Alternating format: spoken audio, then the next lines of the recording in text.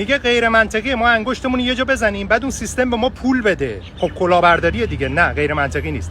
همستر و ناتکوین حالا تازه ترند شدن ولی کلا به این سیستم میگن ایردراپ و یک سیاسته. میخوای بدون داستانش چیه؟ ادامه ویدیو. اینو ببین، این یه ارز دیجیتالیه که من خودم درستش کردم. چقدر ازش دارم؟ تریلیاردها. ارزشی داره؟ نه، به خاطر اینکه نه کسی میشناستش، نه ارزشی داره، نه تقاضایی داره، نه کسی میخره، نه کسی میفروشه. میام یه کاری میکنم، میگم ببین من که تریلیاردها دارم، میام 1 میلیاردشو میدم به مردم. اینم که در حال حاضر ارزشی نداره که.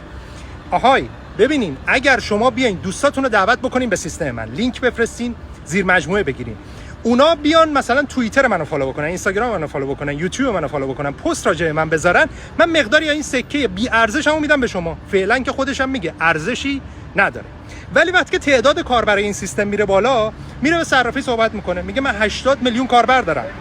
لیستش میکنه صرافی، به خاطر اینکه تعداد کاربراش زیاده، به خاطر اینکه همه اونا میان تو اون صرافیه یا بخرن یا بفروشن. گرفتی شد؟